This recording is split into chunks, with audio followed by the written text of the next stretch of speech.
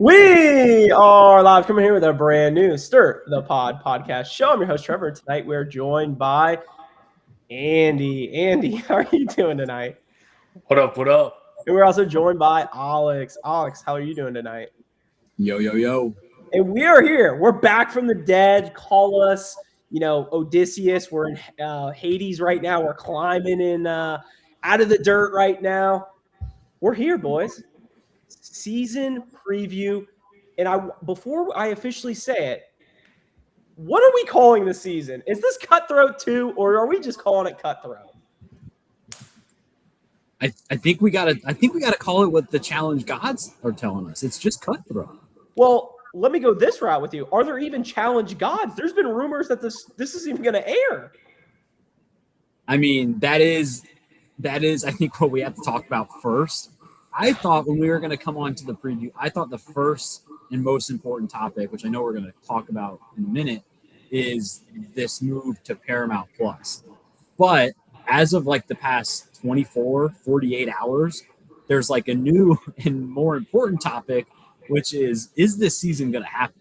There's been a lot of rumors. The trailer got pulled. Who knows what's going to happen? We've seen, apparently, even though they've said it's going to be on Paramount, it's on like the TV guide, like it's on YouTube TV for next Wednesday on MTV. So who knows what the fuck the next week looks like? But I mean, that's the first thing I think we got to start with is this even happening? Does the YouTube TV have it for 3 a.m.? No. It has it as Normal 8 time p.m. slot. Like nothing's changed. But I think, Interessante. but Trev, didn't you say the next week, like the second episode, isn't on? Yeah. Correct. So who knows? There was rumors that they took the trailer off because Paramount's going to pull the season. They're basically canceling it. There's rumors that they're going to cancel it after this season. This is going to be our last dance, a la MJ. Who the fuck knows? It might honestly be like the classic. It's on MTV at 8 p.m. And then like the last 5 minutes is like, want to continue watching the challenge? Switch over to Paramount Plus, or like one of those classic things. Like it's like use promo code DeerDeck for 30 months of free Paramount Plus for 30 days. Honestly, you know what they should do on MTV is I would almost watch. You know how like big NFL games, big college games, they have like a McAfee cast. Could you imagine if they had like a cast, like every week was a different person on MTV? Like that would actually be awesome. Like somebody providing like commentary to the episode. Yes. Why not us?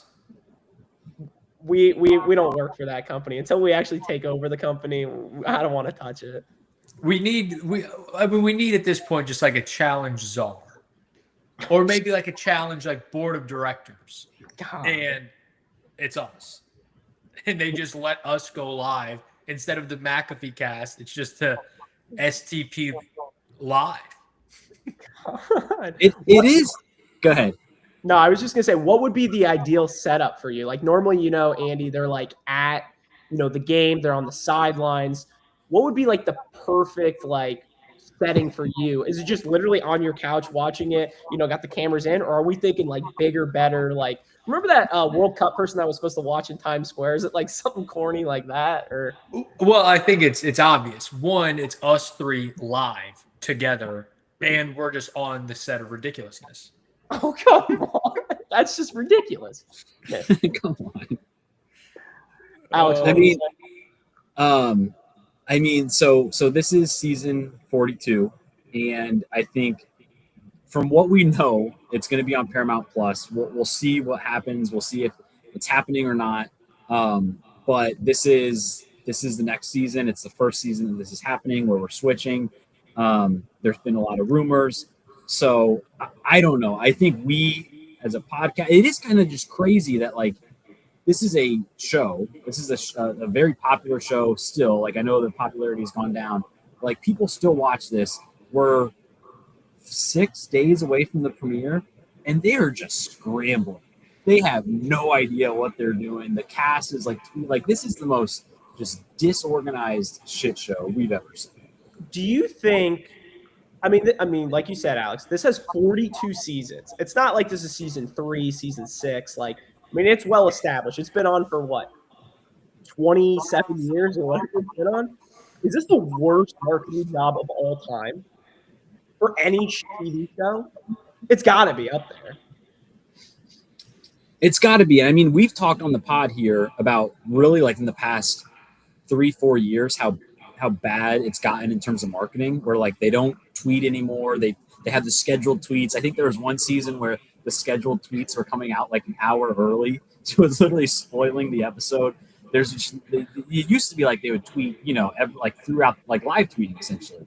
They don't do that. They don't promote their own show, and now it's just reached a new rock bottom of like they put out their trailer like 3 weeks ago, and then they've now pulled it back, and they just have no idea what's going on. Just a mess. Just an absolute mess. And not to mention, they couldn't even get the name of the season correct. Like, so what are we gonna? Are we calling it Cutthroat 2? I think we have to call it Cutthroat 2. Second one? Yeah. I mean, if we're making up our own name, why don't we do like Cutthroat Revenge? Like Return of Cutthroat. So dumb. So I guess this is going to be the official Stir the Pod preview show, Cutthroat 2. Should it be? I think it should be Cutthroat, and then we go ... 2. Come on. Thoughts? I don't hate it. Woo! Cutthroat ... again. Oh, come on. God, it's like, what was the name, historian? I know Alex is the biggest movie guy here. What is like Sharknado 3 called? Isn't it like Here We Go Again or some like bullshit thing like that? Like not another one or something? What is it? Someone's gonna look it up. Sharknado 3. Oh, hell no. That's so fake. What's 4?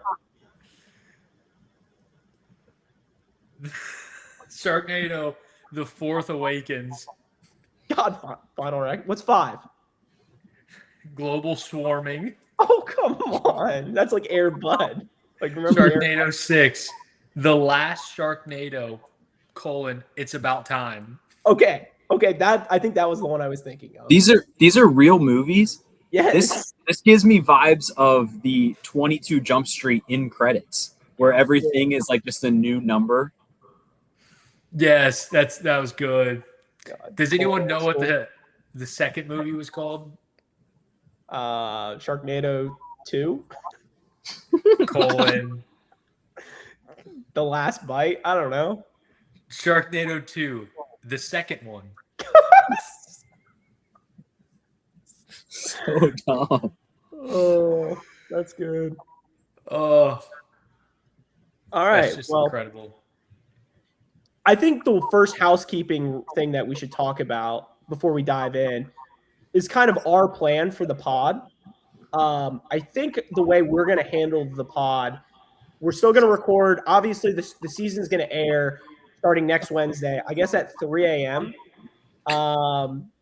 We will not be going live at 3 a.m. Sorry for all you folks. We're all in the Eastern time zone. Well, Andy's on the ABST zone, but for us, we're going to keep it the exact same thing. Alex and I have talked a little. I think it's going to be the 9:30. Are we going for sure going to commit to a 9:30, or are we going 9?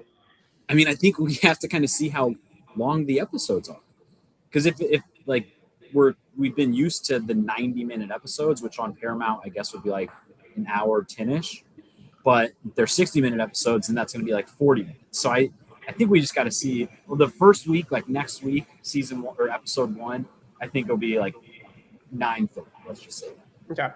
So we'll be live normal time, except for the finale.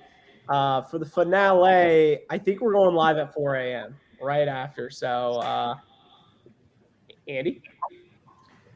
What about for part 2? Oh, come on. Because there's no way they're just doing one finale.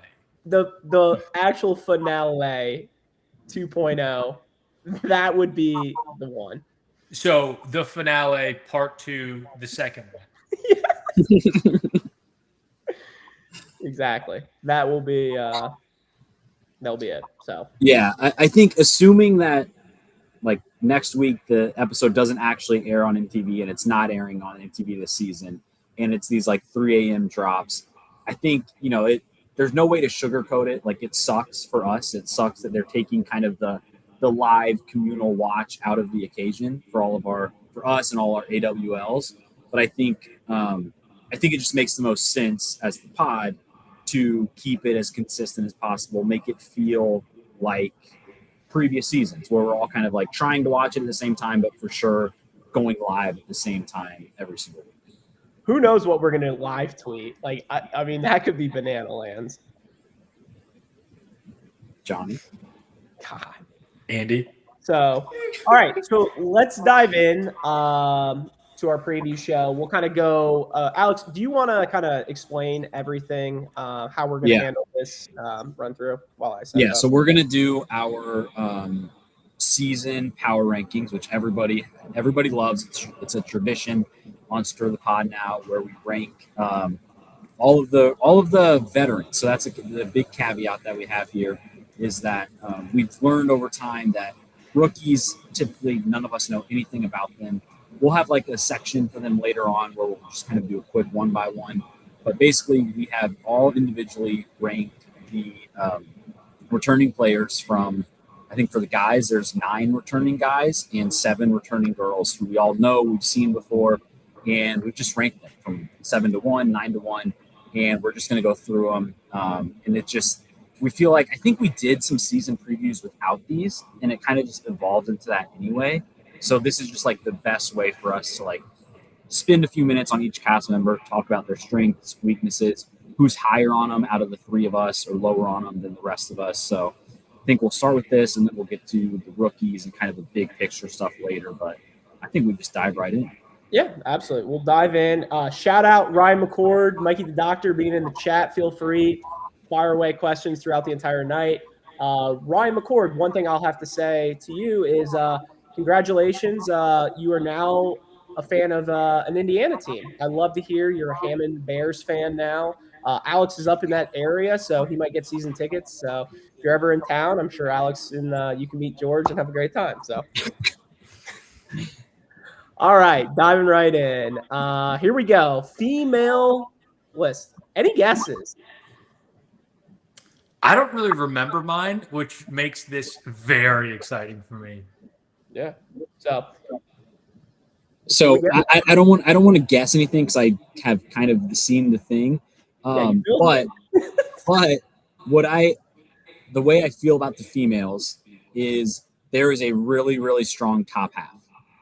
There's a clear line between the top 4 and the bottom 3, in my opinion. I think across the board this entire season, I think there is 4 females above, 4 and 3 down, and then guys is the exact same thing. I think there's like 3 guys up and then 4. How is there 8 guys total? Or 9. 8? I think it's the exact same thing. Like, I really don't even think it's close. So here we go. First spot, last place for the female vets. Izzy. Well, all 7s. Pretty chalky pick here. Well, I mean, what do you guys think about Izzy coming back? Because we all have her last. It's consensus. It kind of feels bad not seeing Anissa with whatever the maximum number here is on the rankings, where we all are always unanimous with her. But I'm excited to see her back. She's bad, and she showed nothing last season. So I want her to show us something. To your point, I think like if she's last for vets, I'm okay with that. Yeah. In my power rankings, I had her as like a 1.5 to 2.5 in that range. And I know, Alex, you kind of had her, you had a 2 to 2.5 was your rankings you sent to me? Yeah, it was like a 2, maybe 2.5. Maybe, yeah. So. Yeah, we have that kind of ranking system, Trev. So, but yeah, I mean, if she's last, like, I'm fine with it. No Anissa, like a solid, I won't even say a solid competitor, just like an all right competitor that is fine for last place. Andy Bananas, what do you got? Wasn't she hooking up with Rogan? Yes. Yeah, it's a good call.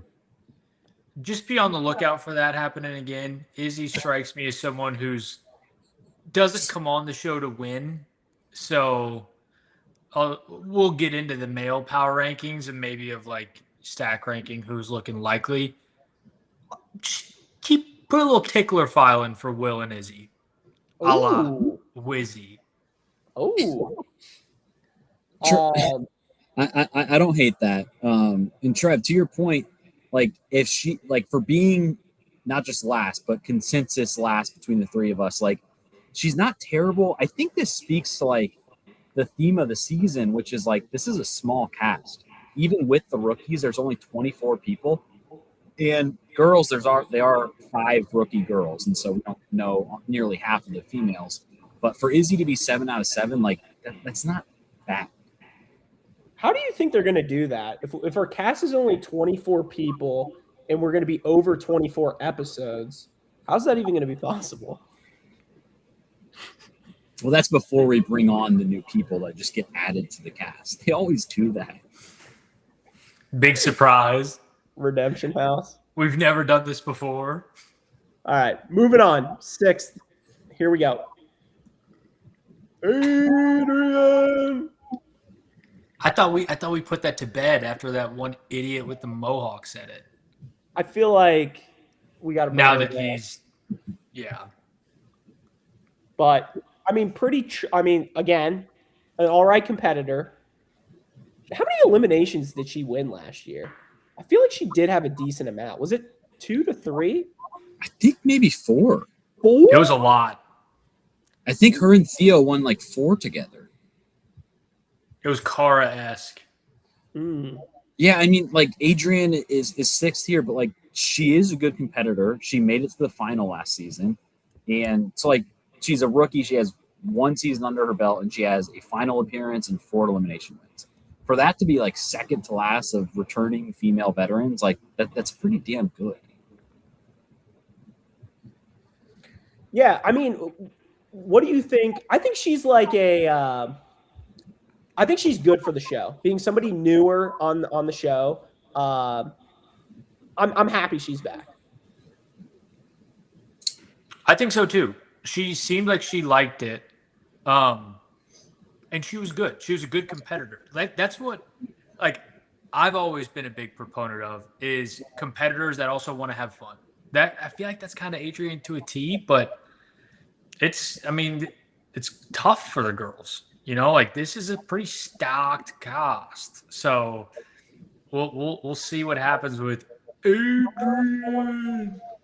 Oh, come on. Alex, anything else? I mean, I think she is in an interesting spot because like she had an impressive rookie year and it was kind of that like underdog feel. So going into season 2, you kind of have to show one or the other. You have to continue to show that you're like a good competitor and you can win eliminations, or I feel like she needs to show like that she can get in the mix a little bit more. I like that she wanted to be there, but just in terms of like fighting with people, I feel like she never really fought with anybody. I don't know if she hooked up with anybody. Like she needs to do one or the other or both, but like she needs to do at least one of those things in season 2 to kind of get that 3rd season callback. Mm-hmm. All right, moving forward, the 5th spot, we got Reese. Another person, I think I would have had her higher. I just think last year, what was the last season she was on? She wasn't on this past season. It was the one before, correct? She was on 40, and I'm pretty sure she went out in the early. Yeah, what did they call that thing where they did all the eliminations in like the first episode? You know, what did they call that? Killing floor? Oh, the huge one? It was season 40, and the first like episode or second episode was like 4 eliminations in a row. Mm-hmm. Oh, I'm gonna look that up. What did they call that? I got you. Just continue talking about it. That's what Nerys lost in. But before that, the Era Invitational. The Era Invitational, so stupid. But before that, on season 39 was the big Nerys season, where she won all those eliminations towards the end. She, I think, got 2nd place. Didn't she? She was the only person who finished behind Manuel, and like So I don't know. She had this like really, really high peak a couple seasons ago and went home right away and then didn't do last season. So like interested to see her back, and I'm glad to see her back. She's, athletic. She's in like pretty good shape. She is definitely one of the smaller females. But I mean, she could see any range of outcomes from Maurice, honestly. I think this is I can't even say. The funny thing is, I feel like one of my signature things, this is a very important season for this person or whoever. I don't even think that means anything, because who the fuck knows if we're even going to have a season next year the way production has been going. So, like, I don't know. I could see her getting out of this. I could see her finishing off the season and never coming back on the challenge again. But to your point, I like her. I think she would be a good addition for multiple seasons. But is she still in a relationship, or she's out of the relationship with Horacio? Yeah, I was gonna bring that up. Whoa. So she's 100% like single right now, not dating Horacio, and I'm fairly certain that she was single going into this season. Ooh. Like I think they had called it quits because a couple of years ago she was posting like, I'm gonna have his babies, all this stuff. Horacio's just kind of in the background, like, please save me. But now I'm pretty sure she was single on this season. So, I mean, who knows? Who knows what her count will be? Did you see her Twitter interaction with Bananas? Yes. Where like Bananas said she was like clip farming him to get views. Yeah, and then she just went off. I know, like, Tommy Tsunami probably loved that clip of Bananas doing that. Maurice, I think Maurice has deserved this callback. Like, she's done enough, even after her era invitational exit. But like, again, similar to like Adrian, like I want her to prove it. She needs to do something this season. But also, before we move on to the top four, just pointing out here that we all three have the same bottom three here. I think this top four is very, very stacked, and there's definitely a line after these bottom three. All right. Yes. And me and you are pitching a perfect game. God, yes. Watch it. Oh, and there goes the perfect game. This is why you shouldn't have said anything. What are you talking about? I'm getting rid of the competition. Wait, what do you mean? Oh, you're saying like with the actual – I thought you meant aligning with people. My bad. It's a dirty game. God. This sounds like Andy just typing in last-minute stuff, just copying the answers. All right, so we have Cara Maria, number 4 overall. I had her – Trevor and I both had her 3. Andy had her 4. I think this is where you could get to, like, when I was making my power rankings, I think you could legitimately make a case for any of these top 4 girls being number 1. Maybe that's crazy, but Cara, when you just look at resume, legacy, all of that type of stuff, she's by far the top out of these 7 females. It's just a matter of, like, where she's at in her career. She's older. She hasn't really done much recently. I'm trying to think. She was on 40, and she made it pretty far. I think she lost the last elimination of the season to Tori.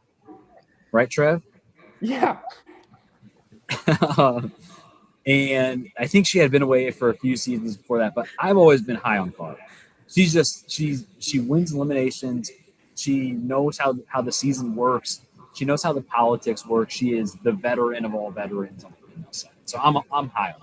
I hope she gives it everything, though. I think, what was it, last season? Or it was one of the All-Stars. She left early. There was some reason or whatever. Maybe it was a family issue or something like that. Oh, that was last season. You're right. She was on last season.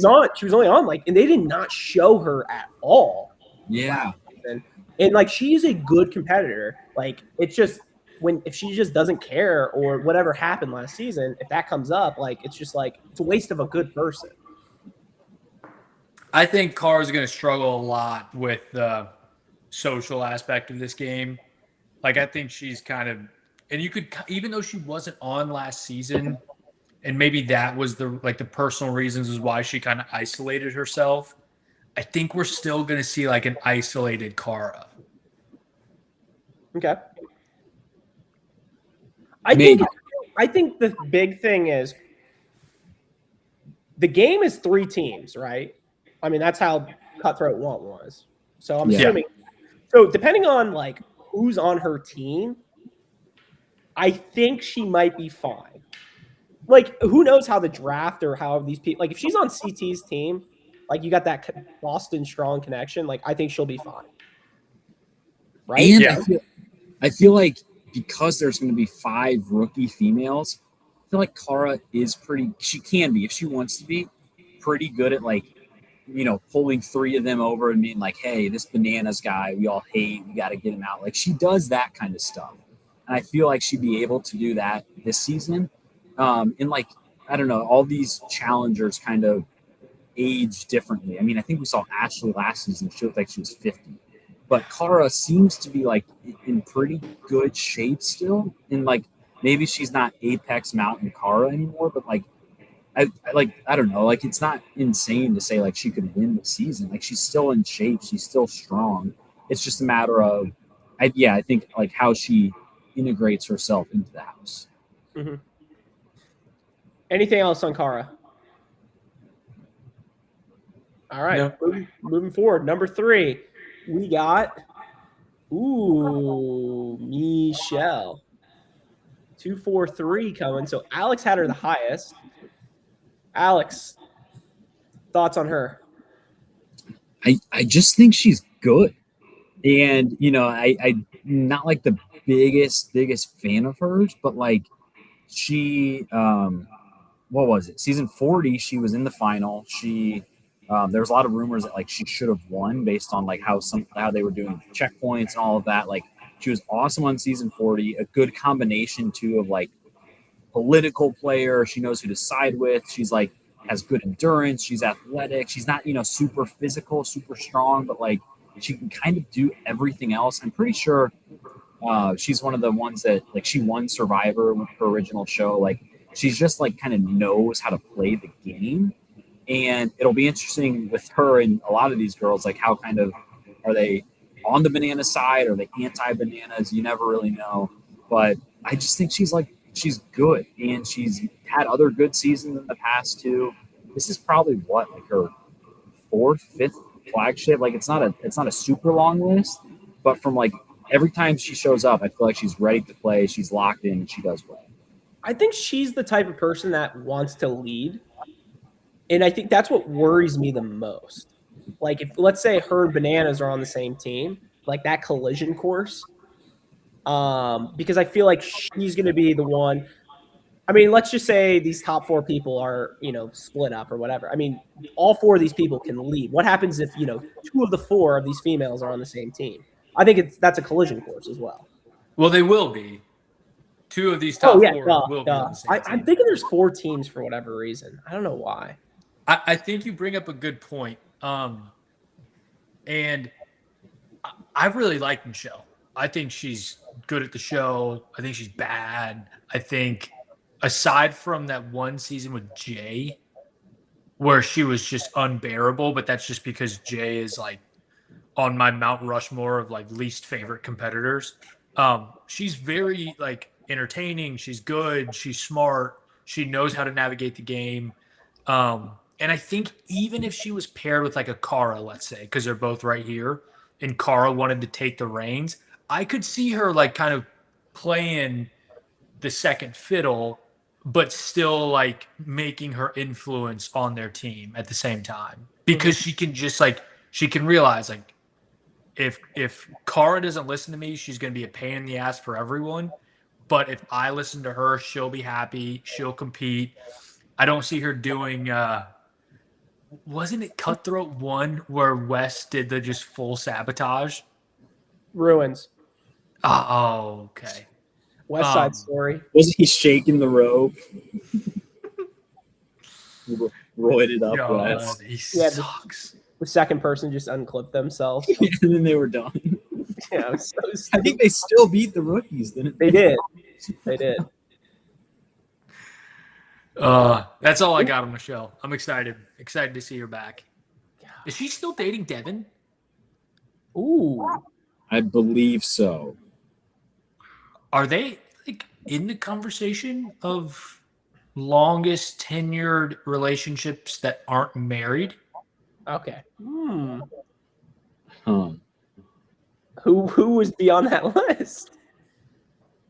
That's not married.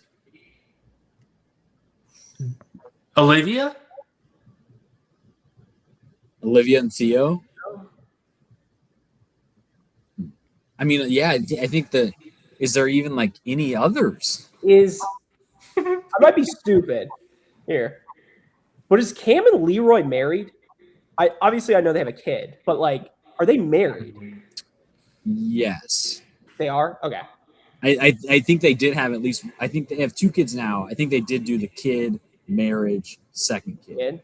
Okay. Yeah. Yes. Oh, they did, because I'm pretty sure their officiant was TJ, and he got up there and said, "You do not want to go home now," to kick things off.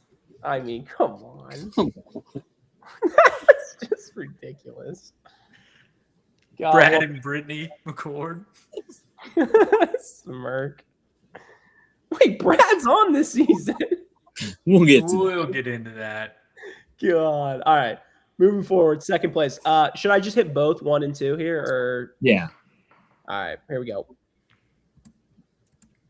Ooh, down goes perfection. Are you kidding me? Tori 1, Sydney 2. So let's start Sydney at 2. 4? Alex had her at 4. So I'll give him the room first. Go ahead. Yeah, I mean, look, I think this top 4 is very, very close. And I think you could make an argument for any order, but the way I kind of look at it is like, if you look at these 4 girls just in terms of like challenge legacy, the clear order is Cara number 1. She's done 20 seasons. Then Tori, she's done like 10. She has the ring. And then Michelle, she's done a handful. And then Sydney, she's a rookie.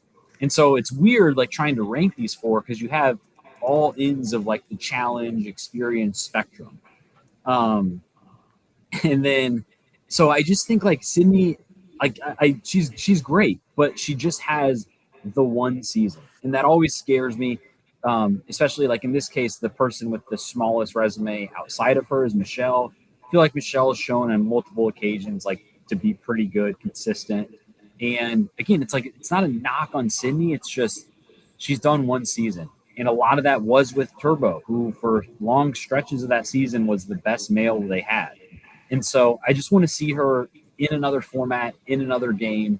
She's good. She's political, all of that stuff. I just want to see one more season. It's really as simple as that. Two questions. First, based on what you just said, am I crazy in thinking you said Turbo had long stretches where he looked like the best male competitor? I disagree. I felt like for the majority, like if you're splitting it down the middle, 50%, 50%, I would have said he was the weaker of the two for more than half of that season. No, that's not what I mean. I mean, out of all the males on that season, episode by episode, he was very often like the best male of the whole. I thought the whole second half of the season, he was like average at best from a male perspective. I know the final, maybe the final is clouding my judgment, but towards the back end, he definitely he showed his age a little bit, but especially like compared to the rest of the veteran cast that they had, like CT was 400 pounds. Little Derek was there. Like Rogan was out early. Like there really was no Leroy didn't give a shit. Like nobody really challenged him from like a veteran male perspective. And a lot of the rookie guys, which are on this cast, were pretty good. But like that, I want to see Sydney in a team environment, or if she's like paired and they break them up. If she's paired with like a bad male, like what does she do there? I just like Sydney and Turbo were a strong team, and it kind of flip flopped between like who was the stronger link. And so I just want to see Sydney in a different environment. Well, let me pull up my second point that I'm interested to get your take on, that you also just referenced, but you said that Turbo was showing his age a little bit. Are you not worried about that with Tori? because that was definitely a factor with her being number 2 for me, because Sydney's a young buck. She's team young buck. Tori's starting to like, she might not be on the back 9 per se, but she's definitely like getting a hot dog at the turn right now. I don't know. I think Tori is like at the perfect point of her challenge career right now. Wow. She- you think she's she- like on? You think she's like on hole number 7 of like Ironwood or something? Nice little 7 iron over the water. Yeah. She's won. Didn't she make the final on 40? Am I crazy? Wasn't she the 4 finalists were Ginny, Rachel, they tied Michelle and Tori.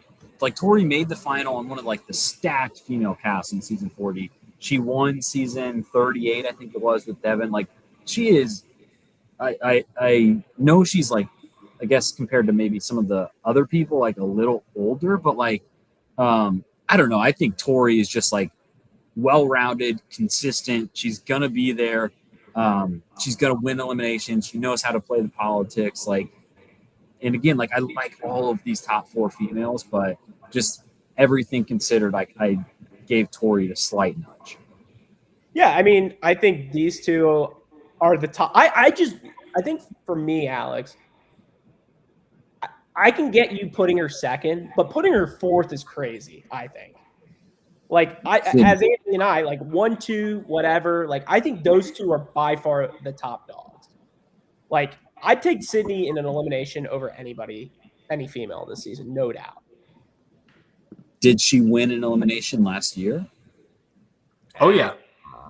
One? I'm pretty sure she had 2. We'll have to True.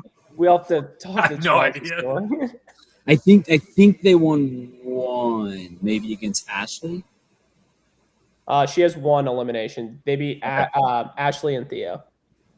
Yeah, I mean, I don't know. I like Sydney. I don't know if she showed me like. I don't think, in my opinion, she didn't show me enough on her one and only season to be number 1 with this cast. I mean, she won 4 dailies last year, her and Turbo. That's probably more than Michelle's entire career. I mean, weren't they like, I don't know, weren't they competing against like Nani and the cheerleader and like? Okay, like, put some respect on Justin's name. oh, we'll get to that. We have a challenge insider giving us that info. We'll get into that. Yeah. Dabu writes, Tori beat Anissa and Nani on 38, lost to Jenny, Camilla, D, Desi, and Rachel. Not impressive. I mean, I don't even know what the second sentence means. I don't know when she lost to I think she Camilla? lost Camilla on her rookie season on Dirty 30 when Camilla was throwing out all kinds of language. I don't know who Desi is. What about 3? Huh? The third person. You skipped them. No, and sure, she beat Anissa and Nani on 38. You know who she also beat on season 38 in the final is Olivia, future challenge champion. So I don't know. Season. Yeah, I'm very high.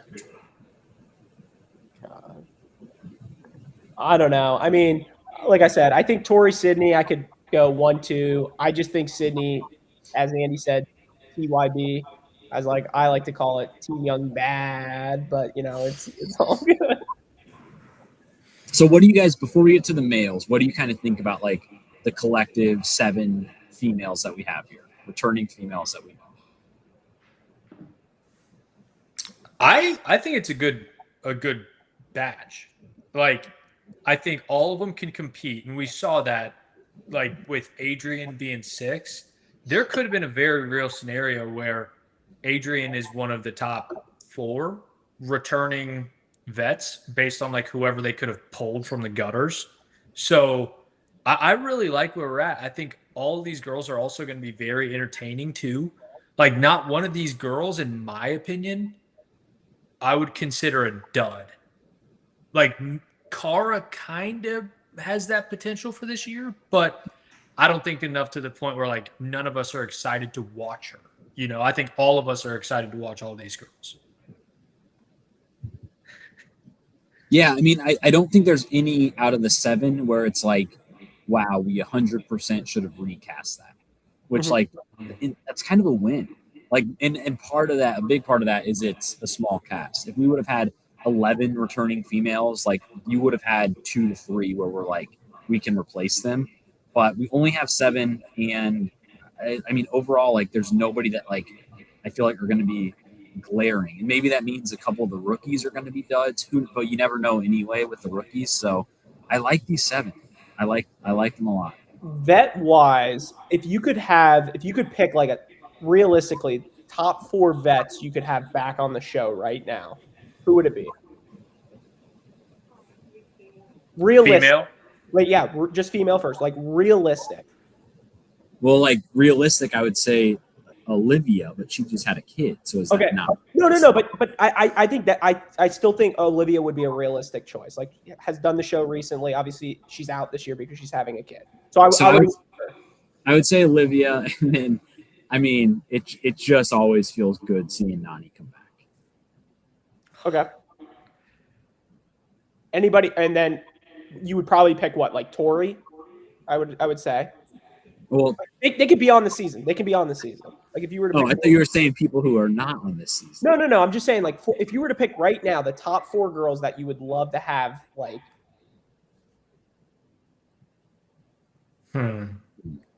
I think Sydney would be in my 4. Okay. Especially because she's new. We don't exactly know. So, like, I've got that, like, I want to see more from her.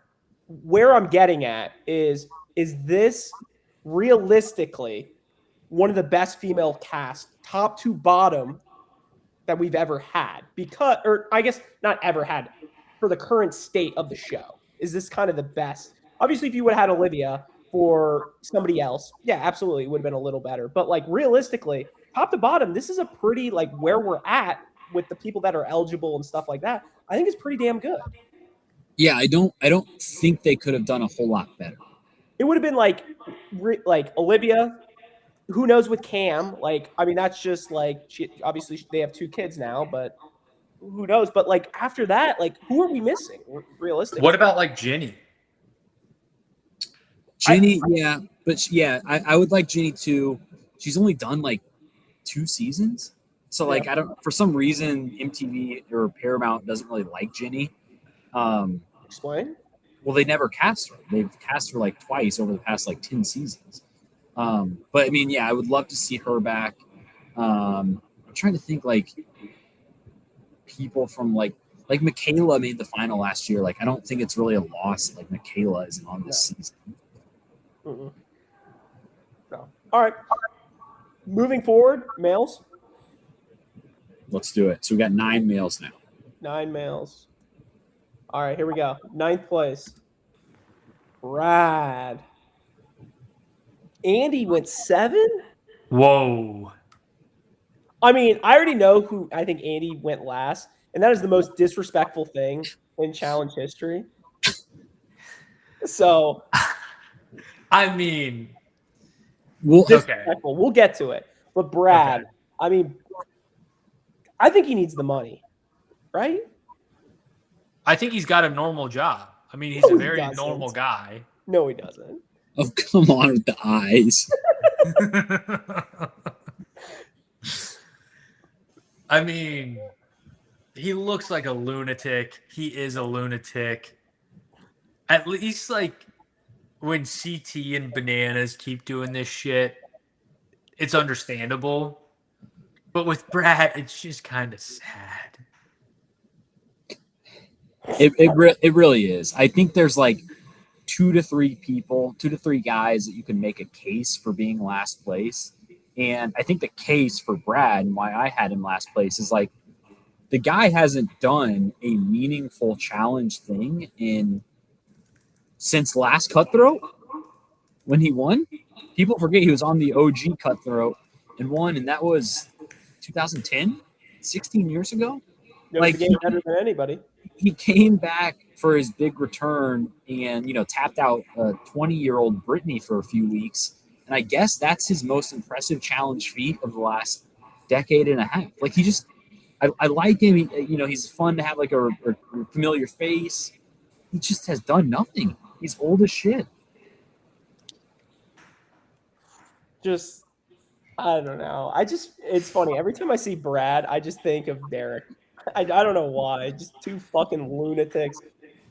Probably names their kid Hawk or Awesome or something fucking stupid. Like, I don't know. I would love it if somehow we could just put Brad and Derek in a room together and have like camera, like audio and visual, and just give them like a 24 pack of beer and just like watch them hang out and just like listen to the conversations, especially as they get like more drunk and more drunk. And then I'm sure like by the time both of them is on like number 8, they both start crying. Then by number 10, they both start fighting. And then somehow Derek pulls like a pole wrestle out of his back pocket saying like, this is what we're doing. That would just be A1 entertainment. I mean, Brad's just, he's got to hang it up. This is, we just talked about, we just finished the girls. Like, this is a clear, we could have recast a dozen people in this spot. Yep. I mean, what do you think about, and I can't see your reaction, but what do you think about this? I mean, come on. I mean, that was a decade ago. Over. How is this guy still doing the show? Maybe that's what was the like start of the Brad Crazy Eyes. God, Darrell just screwed him up. Yes. God, can we talk about how MTV back then made him do a confessional like that? Well, they did that with Olivia recently. Oh, with the nose, yeah. That was incredible. God. Best 2 confessionals of all time. Is it? What about didn't Siobhan have one after her breast implant or imploded or whatever? No, what would she have? Like a balloon in her shirt? Okay. All right, moving forward. Should I do both of these here? Tied for 7th? Yeah. Nelly and Leo. I'm sorry. Y'all be sleeping on Scuba Nelly. That's all I got to say. The disrespect. I mean, 9th place is a fucking joke. Yeah, it's ridiculous. 9th place, Andy? Come on. Look, TJ talks about how the reason he hates quitters is because it took away a spot from someone who really wanted to and deserved to be on. And look, I love Nelly T. I'm excited to see him back here. But he has one fucking leg. I'm telling you right now, I think Nelly T will be better now than he was ever before. There's no chance. I think this, like, again, I'm excited. I'm looking forward to it, but it was such a waste of a cast. I am going the route. I'm going to go a different direction with you. I think this is going to be like the Nelly T Make-A-Wish. That they're just going to – they should get rid of him like episode 1, but for whatever reason, the team's like, we can't do it. He's got one leg. Like, it's going to – and they're just going to keep pushing him along until the very end, and then they're just going to chop him. Until at some point in time, he's paired up with Bananas, and Bananas like, no fucking way. So the thing that worries me about him is it like the challenge, these eliminations and these dailies. I mean, you know, these interns are just making them and stuff. Like, is that safe for Nelly to do? No.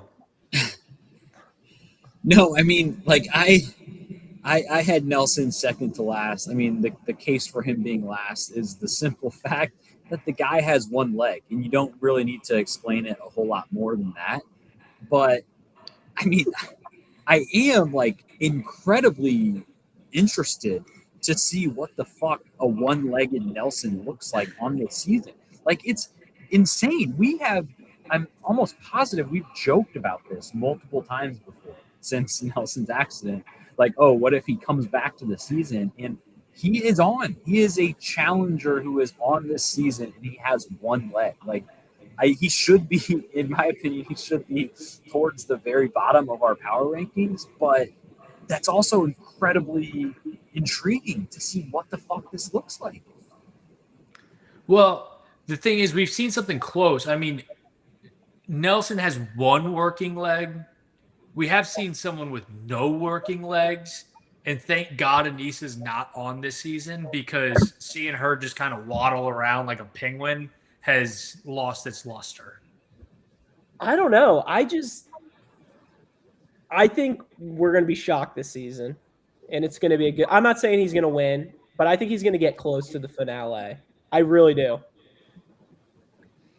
And then they're going to do the montage where it's going to be like, the classic when they zoom in on the face. They'll be like, yeah, I didn't think I was ever going to come back to the challenge. Look at me now, Mom. Like, I'm crushing it. TJ told me never give up. Here I am.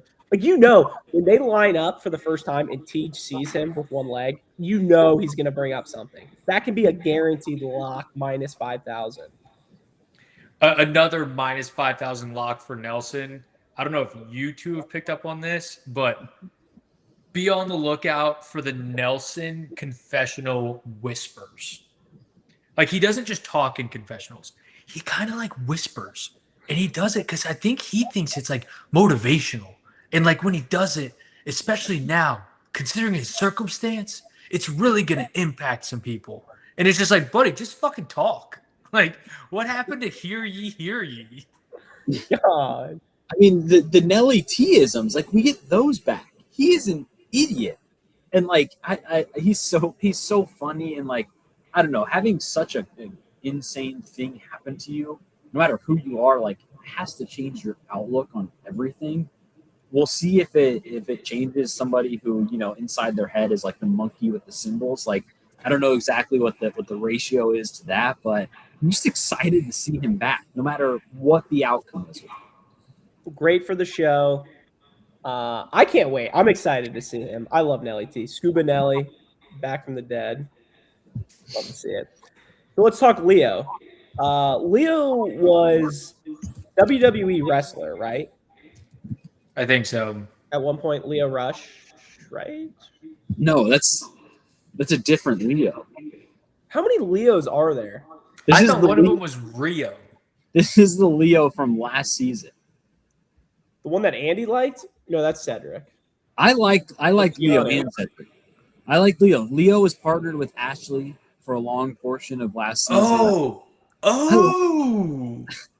I have this Leo way too low, Leo. I like Leo. I think I looked up the wrong Leo because this is not the guy I was looking at. You guys somehow both had the wrong Leo? Yes. That guy did like one season like 6 years ago. Well, yeah, but it was the whole Rio thing. The other Leo was on our screens like 8 months ago. Double Agency was on Leo Rush. That's who I thought it was. Not even spelled the exact same. Come on. Lio. I like this Leo. 8's too low. That surprised me. Come on. God. I like this Leo. He's I didn't like him at first because if you remember, Leo was the guy who was in episode like 2 or 3. I don't even remember the format last season, but he was coordinating the whole like rookies against the vets. And he just seemed like he was doing a little too much. But then as the season progressed, I feel like he kind of settled in to like playing the political game and realizing that he didn't need to talk too much. I like him. This is the guy who was played college baseball. Like, he's an athlete. He's, getting better at the political game, I feel like, and just didn't, compared to some of the other rookie guys that we'll get to, they just lasted longer. So we saw more of them and they were able to kind of do a little bit more. Whereas Leo went home maybe like 6th or 7th place as a team with Ashley. And so I'm excited to have him back. I like it. There we go. 6th. Ooh, here we go. Buckle up. Keep sleeping. I mean, keep sleeping. I don't really know what else to say. I mean, you were sleeping on me last year. You're sleeping on me this year. trust the process, trust the insiders. Supposedly Justin's coming back even better, bigger, faster, stronger, more gay, everything. Like he's coming for blood. I did get an inside scoop that he did go to camp this past summer, and he was fired up about it. I mean, look, Justin, I like in this is like I don't know, like I don't think we 100% needed him on this season, but I also am not like, oh, we definitely needed somebody else in his spot. I just go with Justin. I just go back to like, what has he actually done? He beat Rogan in the first elimination of last season, and that was like 20 episodes of the challenge ago. That was like 12 months ago. Like, but he also, who did he beat in the little duel thing that they would do? Will? No, it was that big black guy. Oh yeah, Gabe. Oh, that guy was yeah. bad. He smoked Gabe. He carried Nani to like the final four. I don't know. Nani was smelling like Marlboro Reds the whole time, and Justin said, "Come on, I got us." Is that it? What do you mean? Is that it? I like Justin. He just hasn't done much. What? He was riding on the I won the first elimination of the season for like 12 episodes.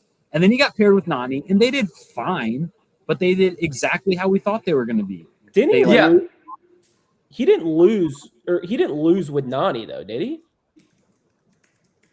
I think they did. I think they lost like the second to last. For some reason, I was thinking like he lost Nani as a partner at some point, and he threw a bitch fit. I don't know. What was his big like blow up last year? I think. Are you thinking of Will? No. That's the thing. Justin didn't have one because he didn't really do anything besides just kind of be there with Nani. He flew under the radar. Could be a sleeper pick. And yeah, and like I think he's like a good competitor. Like he knows how to play the politics. He seems like he has good endurance, even though he's not like the biggest guy. But just like I don't know, like he just hasn't shown a whole lot. He won two dailies, 1 elimination, 1 stake of claim. Stake a claim. Mikey the Doctor, I think that's what you're talking about, Trev. When Justin and Gay Derek kind of went at it. Yeah, he had a huge blow up. That was like in episode like 4. Okay, so They had the gay lions. oh come on. And then just checking up on some of our past comments. McCourt said, "How many times does Corey, who has kids, throws himself in for Nelly?" Whoa. Abu said Nelson is dumb as rocks. Whoa, has kids might be a stir the prop. We'll get into that. All right, top 5. Top 5. Ooh, 2 tied for 4th. All right, I'll hit both of them. Ooh, Cedric and CT. Before we dive into these, can I just ask a question to you two? Yeah, let's hear it. Are you more excited about like going through these guys because we are all over the place with our rankings as opposed to the girls? We were all like very chalky. Like I love the fact that there's no consensus here. Yes, I like that a little bit more. There's 2 more people that we're talking about here, and I just like not to. This isn't really about the rankings, but when I was just thinking about like who these people are, you basically have like the way I broke it down is you had 3 old people, CT here, Brad, and then Bananas, and then you had 4 guys who were rookies last season. Leo, now Cedric, and then we still have Will and Justin, who we already talked about. So you have like 4 rookies from last season, 3 people who've been doing it for 20 years, and then you have the young bucks kind of in the middle. So you just have this like wide range of like, how do you compare somebody like CT here who's done, 20 seasons and won like 5 rings against somebody like Cedric who's done 1 season and looked really good. Like it makes it more interesting, I feel like, ranking all of these guys. There's just more to do. I agree.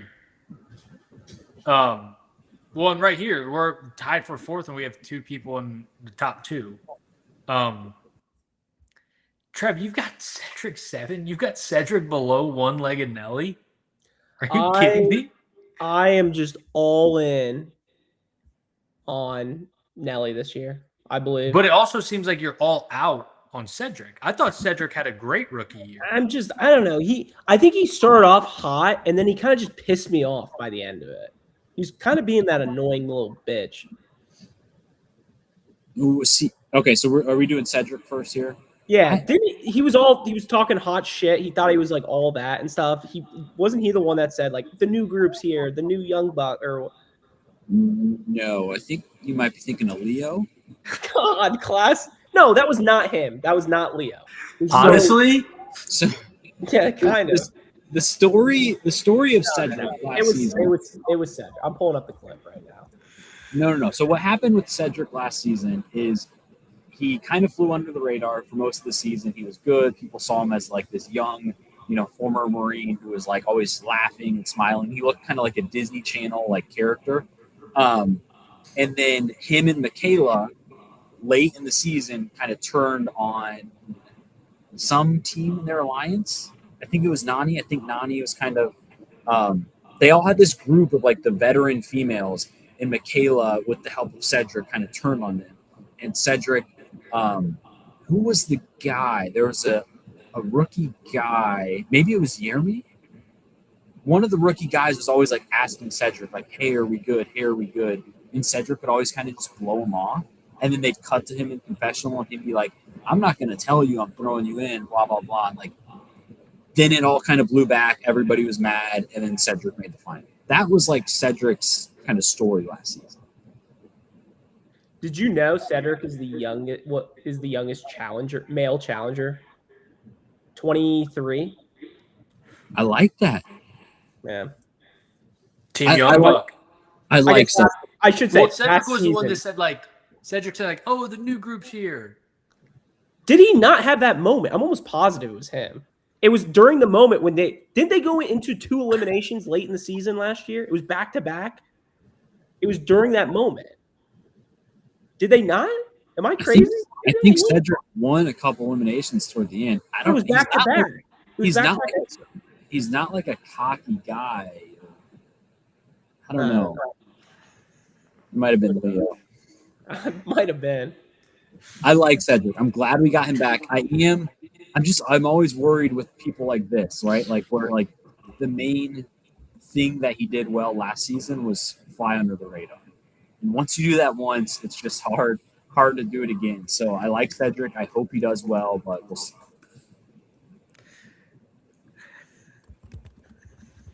CT. So I think Trev, why do you have CT2? I just think here's why. I think this season, looking at the people, I just feel like they're all pussies and they won't vote them in as a team. That's just the vibe I get. I don't think anyone's scared of CT. I don't know. I don't think people have been scared of CT for like 3 or 4 seasons. I don't know. I still think the name carries weight and stuff, even though there's a lot of new people. I don't know. Maybe I'm just old and I just think of old school CT still. I just think people are I just feel like he always coasts to the final. I don't know. And I could be wrong. You guys should know. I am normally putting CT like the first out. I am always. That's what's confusing about this is because you're always the most anti-CT. We are also coming off of CT's worst season in like 20 years. I just look at who's below. Like I just don't think. I don't know. Like I just don't see Cedric beating CT in an elimination. And I understand he's younger. He's all that. My brain just can't comprehend that. Like, what's crazy to me right now is we're sitting here talking about 2 people tied for 4th, and we have 3 people remaining. And you're telling me one of those people is Corey? Like, that's insane. We'll get into that. Do you remember how fat CT was? They were, like, making jokes about him. wasn't that divorced like right after it was like during the divorce? This is a new era, a new CT. He's Bach. Well, he's kind of been for a second. He was a little Jonah Hilly, where you didn't know what version you were gonna get, but now he's just fat. Like, I don't think he's coming back and looking dangerous. Like his picture on like the website for Cutthroat 2, he just looks fat. Like, I don't really know how else to put it. Not even like dad bod CT, just like, didn't you know you were coming on this? I don't know. I'm very anti CT, but for some reason, I just look at this cast. Maybe it's the lack of like old school vets for me. Like Brad, I think like you get what I'm saying. Like it's more like this new crop. Like Cedric's obviously a vet, but he's only been on like one season. Like you look at Bananas, you look at CT, you look at Corey, you look at Brad. Kind of what Alex said. There's like a core 4 versus another core 4. I don't know. I think the argument for CT doing well this season is the mental and social game. Because if you think about the other male vets, they're all idiots aside from Bananas. So, like, we know who's going to be above on our list. CT's like probably the second smartest challenge guy on this show besides Bananas. So I think if he does have a good season, I think that's the reason why. Yeah. Third place. Ooh, Will. Alex went 2, I went 4, Andy went 5. Wait, oh my God, that means I can't believe who's 2. That's so smirk. And none of us had him at 2. Well, we don't know that yet. What? God. What do you? Oh, because you had Cedric at 2. Oh, I didn't realize that. I can't see. I'm not looking at that. I can't see that. I'm flying blind right now. All right, Alex had him at 2, so kick us off. Yeah, I like Will. And when I did the rankings, it felt a little too high having him at 2, but it was kind of it was a little bit call your shot-y.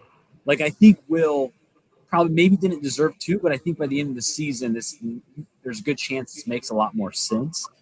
He's big, he's strong, and I think more importantly, he's just like a lunatic. He is an absolute character. He's fun to watch on TV. He didn't make the final last season. He came up just short. He was always fighting with Olivia, pregnant Olivia. And so he was banging Nani. I think wasn't it him and Nani who, when Nani kind of went back to the male side, they went into the bunk beds and they show that big montage. Do you remember that? It was all this like editing. There was like the train going through the tunnel like for like 30 seconds. Like that was Will. He's insane. He's a lunatic. Like, I don't know. I'm just glad to have him back. And I think if he keeps his head on straight, which is a very big if, I think his ceiling here is very, very high. Yeah. Does anyone remember when they were literally the entire cast was sitting down at dinner and Will was wanting to tell some stupid, dumb story completely irrelevant to the conversation and then just said, "Oh, wait." Yes, exactly. He's an idiot. What show was he on prior to the channel? He was on Are You the One? But it looks like it was an international one or something. Yeah. Interesting. All right. 1 and 2. Trev, do you have any thoughts on Will? I think Will's a good young competitor. I just feel like we all agree last season he was kind of came on late in the year. Once he did the big move, the whole switcheroo with the partners. Yeah. Is that a question? No, I'm just saying, like, I feel like that was kind of the moment where he was like, okay, this person's kind of like good for the, like, I felt like going up to that part, he really didn't do anything. And then it was to that moment where it was like, I mean, that's a challenge move. The big thing that happened early in the season was him, Bananas, and D.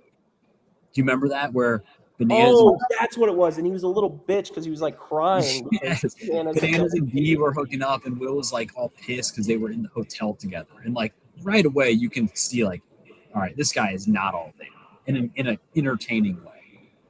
Mm-hmm. He's going to be fun to watch. And I think we're going to see a lot of Will. Yeah, I'm here for it. All right, top two. Top two. Corey, number 2.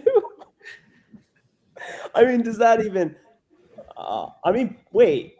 Corey does have a second place finish with Mitch. Oh. Yes. I'm trying to think if he has multiple second places. He has a lot of third places, I think. I'll kick us off on Corey. As I was doing these rankings and just kind of thinking about the season and everything, my biggest takeaway, kind of a little random, but I'm all in for rooting for Corey this season. And I don't quite know why. You said that last time he was on. Corey, last time he was on, he won 3 eliminations, almost made it to the final. Like, Corey's good, and he's done like a dozen seasons, obviously never won. And I just think, realistically, like, this is, if you just look at this cast, like, this is one of the best shots he's ever had. I mean, part of the reason he's never won, yes, it's because he, they're popcorn muscles, doesn't have great endurance. But like back in the day, he was coming on to different casts with Prime Bananas, Prime West, CT, like Jordan, all Hunter, Nelson, like two-legged Nelson, all of these other guys. And now it's like, there's some competition, but like nobody's really at like the peak of their powers. Like, I don't know. Corey, like, if there's ever a time for Corey to actually just put it all together and come through, this is probably it. And I'm kind of rooting for it. I like when new people win the season, win the challenge, especially people that have done it and failed multiple times. Like, it's always fun seeing somebody break through. And if you look at this cast, he's really kind of the only person that fits that mold, aside from, Nelson with one leg. Like, I'm just rooting for Corey. That's kind of my stance on this season. I'm rooting for Corey.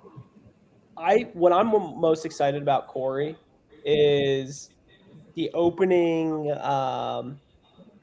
confessional, where essentially he's going to be like interviewed. He's going to be like, "I'm back, guys. I'm excited to be here. I even worked on my math tables with my daughter." Cut to like him doing 9 times 3. Like, I'm so fired up about that. I think you're forgetting 2 things. One, he's an idiot. Total idiot. Like, even if he were to somehow win, I just picture like him meeting TJ at the top of the mountain and TJ like telling him he won and handing him a big check, and him just kind of like not like looking around, like not really realizing what happened. Like, so am I safe from elimination? Like, he's just an idiot. And Dabu mentions that he also hooked up with Anissa. So everything about her from I don't even want to. I think it's not a good look. I think the no quitters guys said, I think when Evan and Kenny were on it, they brought up Corey and Anissa, I think they said he needed to get sprayed down with the hose. But I just think, like, if you look at these 9 guys and you were to say, like, what is like the funness ranking of each one of them winning? Like, sure, like I love Bananas. It would be awesome for him to win again. Like, he's had 7 of these. Like, it wouldn't be super fun. Like, CT wouldn't be fun. Like, I guess some of the rookies from last season, like, it'd be cool to see like Cedric or Will, get a ring, but like they haven't really gone through it. They haven't really been around. Like, we don't know them as well. Somebody like Corey, and like, again, I understand that it probably will not happen. It hasn't happened in a dozen seasons, but I'm just rooting for him. And I don't really know why, because he is this douchebag. But to Trev's point, like, he knows how to talk to the camera. He kind of plays it up. He does stuff like, oh, play this clip with me doing this. Like, he always does that kind of thing. Like, I'm just rooting for him. What did you guys think? Did you see his little Instagram post of like the Team Young Bucks? Oh, him and Nelson. I think they called them the old Bucks, didn't they? Why is and see it in the chat. Why is Hunter not back? I think he had a kid. No, that was Corey. I think he had a kid, and then it was a lot of the Ashley slut shaming stuff. I think he retroactively got canceled. Well, and if Hunter comes it's back on the $1 million. challenge, yeah, it's a little take the money and run. But like if Hunter goes on the challenge, who's going to work construction? Come on. Come on. Oh, all right. Hunter might have a real job. Yeah. All right. Do we even need to talk about number one? I mean, I feel like we've gone how many episodes? I mean, Andy Bananas. He saw him. You literally saw him before he went on the season, correct? He told me he was leaving in 2 weeks to film this season. Wow. So did you give him a little pep talk? Can I hear the Andy Burge pep talk to him? Yeah. And I might have mentioned it, but I was like, hey, I think this show wouldn't still be going on for the last five years if it wasn't for you. And he said more like 10. He is just incredible. Incredible. God. Well, we all had him at 1. No surprise there. The GOAT. Alex, all the jokes aside, all the phenomenons, why him number 1? I just think you look at the rest of the cast, and there's not really a good option. And that's what I wanted to kind of like bring up about Bananas is like, is there any part of you guys that when you did the rankings, you get to the top and you put Bananas 1? I mean, don't you think that's kind of why we're in the place that we're at with Paramount and MTV? Because we haven't found any. It's 2026, and a 43-year-old Bananas is still the consensus number 1 in our rankings. Like, we haven't found other good faces to like take the belt, and that's a problem. And that's kind of why we're here. Like, I love Bananas, but like, it's not his fault, obviously. But it just made me sad being at this place where he's number 1. I just think before I even put anybody's numbers down, a Corey, a Will, a Cedric, I mean, the list starts at Bananas at 1 for me every single time. I don't even look. I mean, it's 2 through 8 or whatever the number of guys is. So, I mean, he's the best. It's kind of like the NBA with this. Who's the face of the league? Is it Shea? Is it Ant? Is it Wemby? Who's going to take over from LeBron? Like, that's what we're dealing with here. This isn't just like some ho-hum, oh, this guy was on the challenge for a little bit and he was pretty good. We're talking the best guy that's ever fucking done it. And he's still competing at the highest level. I mean, when me and him kind of like shook up and I gave him a pat on the chest, like I felt his back. I kind of did like the old, like when Signetti goes to recruit no lineman, he kind of pats him to feel how strong he is. He's still got it. He's still got it. It'd be one thing if he was like CT or Brad, where it's sad and they don't compete well, and you're like, what are you doing? Bananas is still the best guy we have. And it's not because we don't have other talent. It's because he's still the fucking king. So let me ask you this then. Let's say we have the same season, same cast, and our last place was Brad, right? Let's say instead of Brad on this season, Jordan takes his spot. Who's number 1? It's the Banana Man for me. Because I personally would rank Jordan number 1. I think Jordan at his point in his career compared to Bananas is more like, if they're both on the same season right now, I would put Jordan number 1.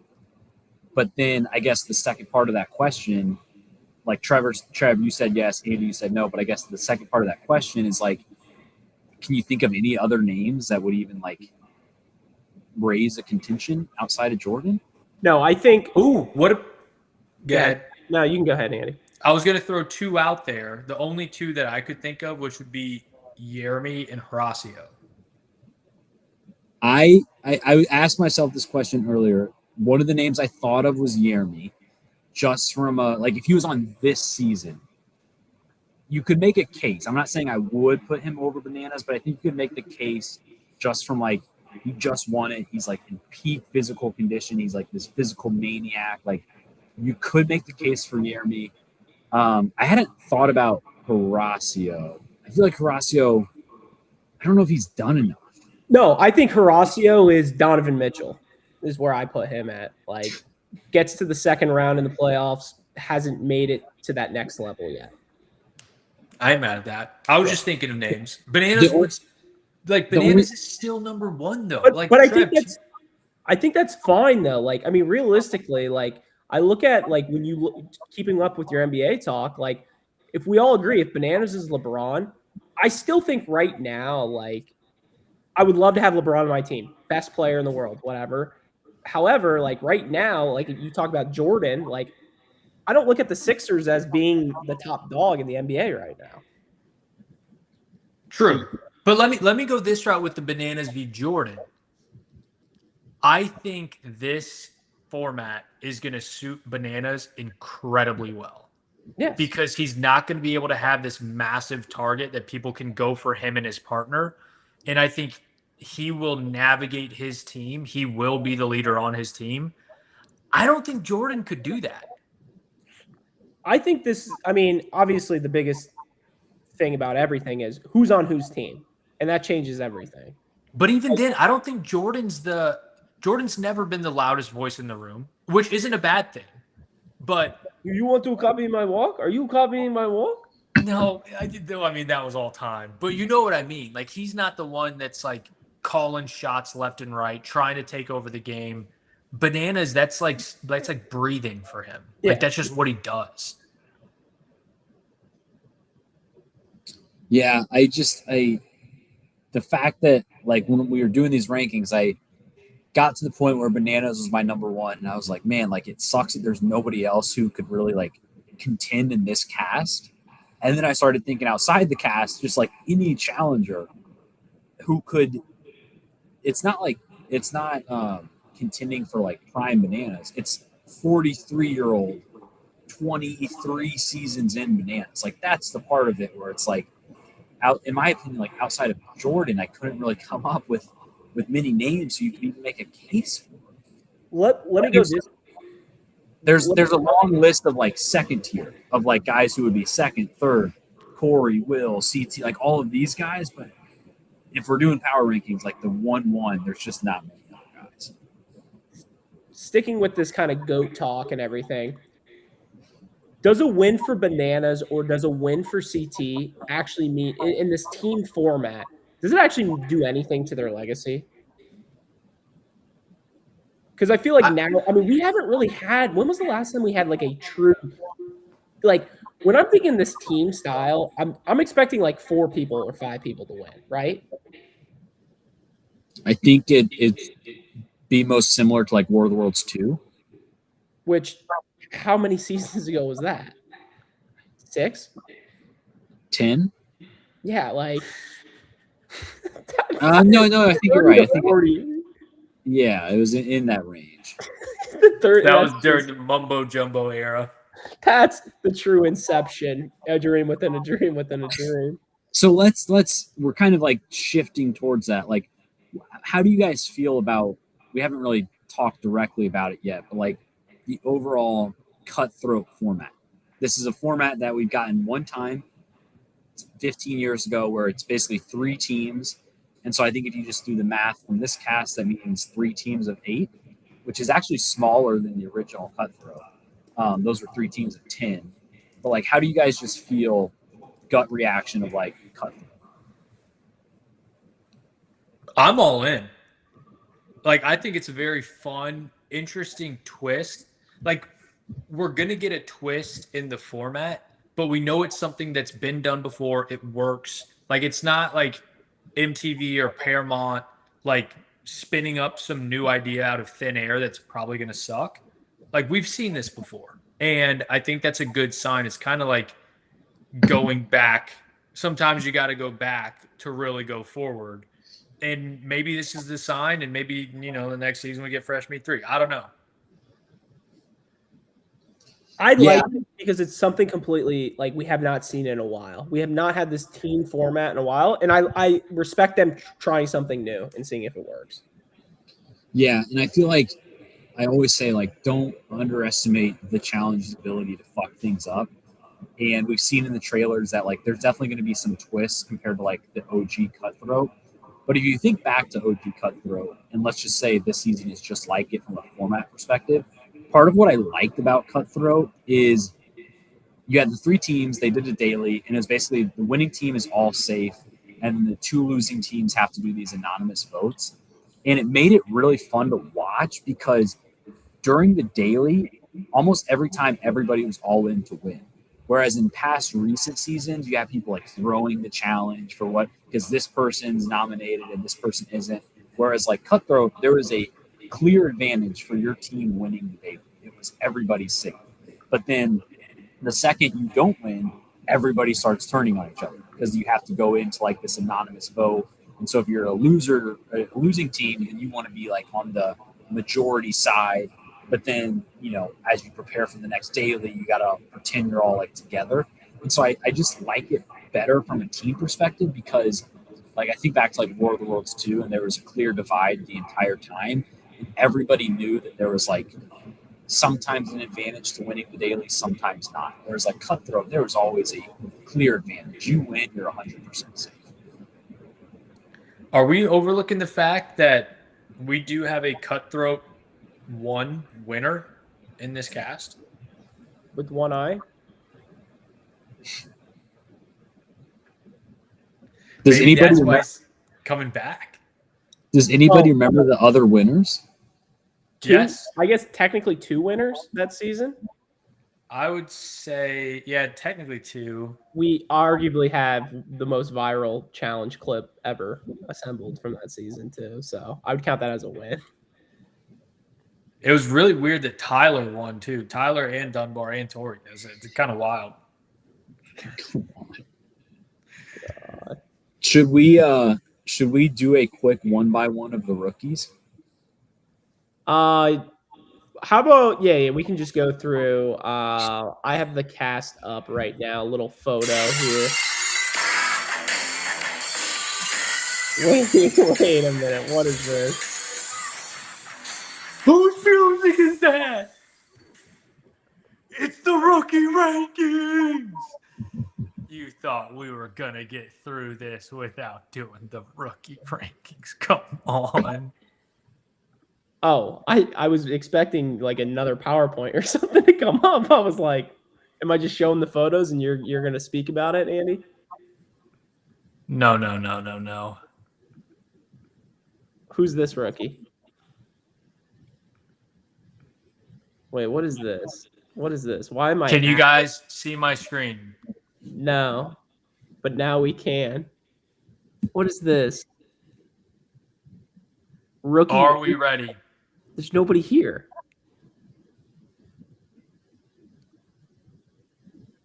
First male. What is happening? What's going on? Chris. Not CT. People forget. We His don't. ranking. Your name tag isn't there. What? Why are we on wait. 25? All right, there we go. I had to hide something. All right, I see male Chris. There we go. So Chris's ranking for this season, Yep. 1 through 5, 5 being the best, 1 being the worst. Here we go. 2 to 2 or 2 to 3. 4. Oh. 4 for Chris. I think he looks solid. Let me just kind of get his little. Wait, where did he come from? Survivor and Challenge USA. He won that. He looks strong. let's All right. wait. Can you open the same link that open the cast photos? Is What? Andy doing this or am I doing this? No, Trev, send that same link so Andy can open it. Is what I'm saying. Oh my god. You don't want to go through the actual. No, I want to see the picture of Chris as we go to Chris. Wow. Oh, Whoa. Interstellar. Whoa, rookie rankings. What's this? Last year's. Oh god, what's all this hiding stuff? sharing. There we go. Okay, so you're going back to me. I guess so. All right, so I'm going to Chris. Or am I just going in order? How I about was this? just Oh my I was god. just telling How about Andy this? to open I that don't know link. how my rookie power rankings are now being commandeered. No. How about this? We just do a quick little run through of all these rookies, and then Andy does the rankings of all of them, so we kind of know the rookies by that point. Fair? Whatever Okay. you guys want to do. I know you guys love the rookie rankings. I mean, TJ kind of looks like shit in this picture. God. All right, here we go. First rookie.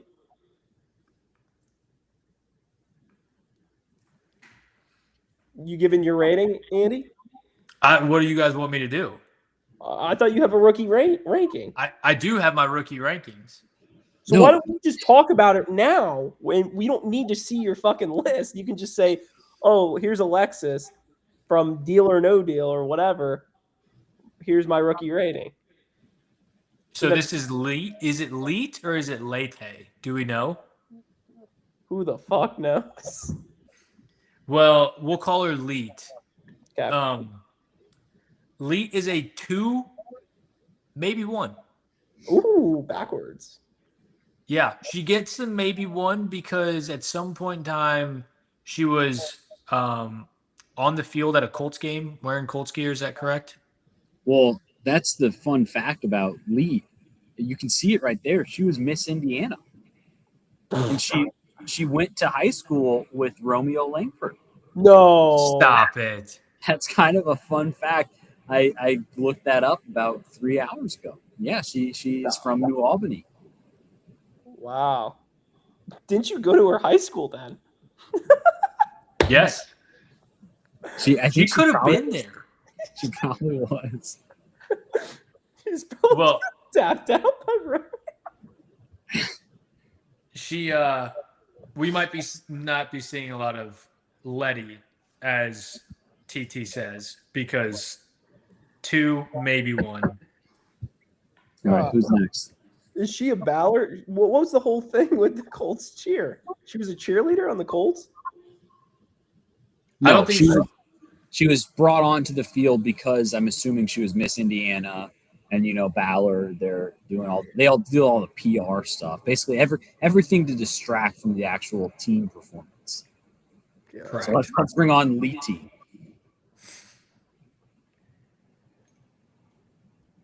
Anna Lee. Anna Lee Wilson, just a Southern name.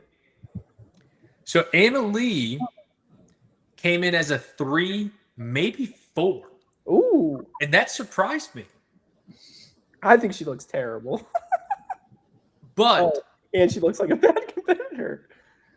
the Anna Lee gives me vibes of Ted 1 when Wahlberg is listing off all the names and he says, wait, is it any of those names with a Lynn? And then he starts naming it. And I think it was Brandy Lynn, maybe. Anna Lee, she seems like she gives me vibes of Ashley, of she's just going to be like some sort of like out of control person. And I think she's got some fire in her, not just because of the red hair. God. But Yeah. again, that surprised me. She looks terrible. My fun fact about her is she was on the same Amazing Race season as Yerma. Ooh. And she was actually like, I don't know how the challenge does this. She was actually wait, sorry, I guess she finished technically 4th. And Yermi finished like way worse than that. So I don't know how. See? Keep an eye on that one. Who's next? Oh my God. Cassidy. So Survivor, Challenge USA. Let's see. Cassidy just comes in at a solid 3. Right on the nose. I don't think she's going to be cutting it up too much. I think she's just going to try to survive in advance and then be out middle of the road. You think she's going to be that bad, even though she's related to Caitlyn? God. CC. It is CC too. God. It's actually a fee for sure. She was in Survivor 43, saw the Elimination Arena 4 times on the Challenge USA. Oh, so she was on Challenge USA. I don't know. Who's got the inside scoop? Challenge USA. Who watched that? That screams TT. Tsunami, where you at? God. There he is. Chris. First one for the male rookies.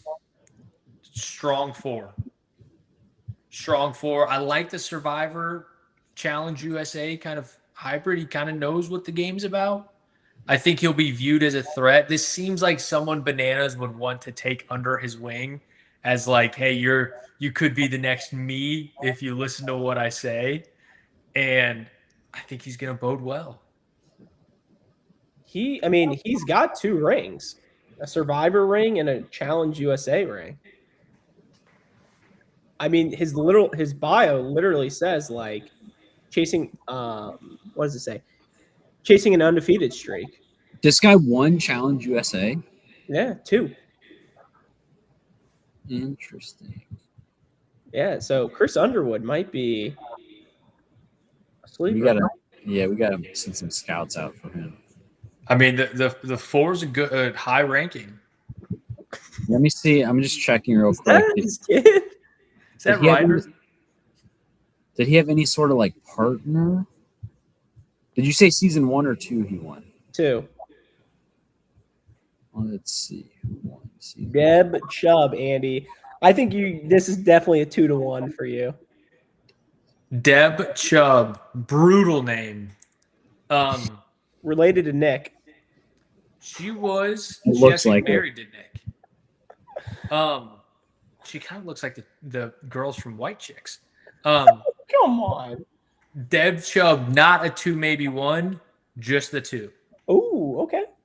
And that surprised me because I would have thought maybe a 2, maybe 1, maybe even just a 1. Came in at 2. Shockingly. Wait, going back for a second, did you guys see what the chat said about Chris?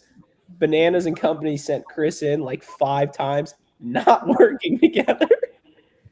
But does that not kind of give you vibes of the Bananas Jordan relationship, how it started versus where it went? Ooh, good spin zone. Down goes Jordan. All right. Anything else on Deb? I mean, I don't know. I'm looking at Deb's Love Island season. And what? Go ahead. Because I guess like this is a show where you pair with different people, and I guess at one point she was paired with somebody named Kyle, and it says Kyle Frazier was removed from the villa on day 20 following a number of complaints made about his past actions towards women. This included harassment, verbal abuse, inappropriate behavior, and sexual assault. So glad she got away from him. All right. Unfortunately, I think Deb's got a very decent chance to have Corey's next kid. Oh, come on. So be on the lookout for that. Is that a prop? Number of new Corey kids. How many kids does Corey have? 4? He kind of transitioned from who's Corey's partner to who's Corey's newborn. God. All right, Josh, who you got, Andy? Josh was a 3, maybe 2. Yeah. Just not quite enough to be lower than that, but definitely not enough to be higher than that, coming from Love Island. He kind of looks like, what soccer player does he kind of look like? Mason Mount?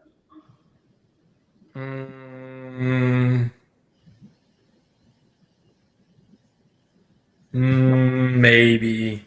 I think it's. I think there's someone, but I can't put a name to it. So Josh, real quick on Josh, his original season of Love Island, the winner of that season was Olivia. Oh, So there's some synergy there, and I was confused because that season that Olivia won took place in 2021, which kind of makes sense because Olivia's been on a few seasons. But I was like, what's this guy been doing? That season was 5 years ago, sheesh. and he's just like coming back to TV. He's back from the Is that where Olivia and Maurice made their friendship on that show that season? I don't think they were on the same show. Okay. All right. Keanu Reeves. What do you got? Keanu Soto. He's a 4, maybe 5. Oh, He looks like a bad motherfucker.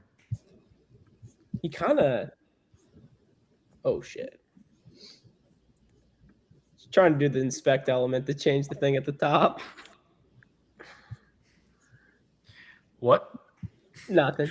I don't know. What Keanu just. I mean, he looks like a 4-star recruit for college football.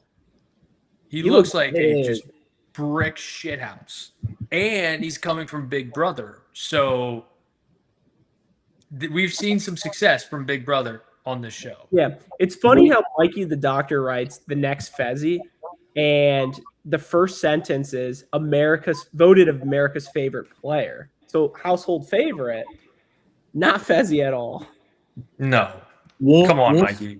We'll see if we're picking nits on the Big Brother page. Does anybody want to guess Keanu's occupation? There's an occupation column for all the cast members. And his, I don't think, is the best suited for a challenge. Personal trainer. His occupation is listed as Dungeon Master. Oh. That, as in Dungeons and Dragons. Absolutely. So, yikes. Keanu actually played college football. I'm on his roster page. At Arkansas. Where? Little Rock? Southern Arkansas. God. Well, hopefully we get a good one of those. Yeah. All right, I think we got one more. You want to guess? He had. They play Hanover. Says yes.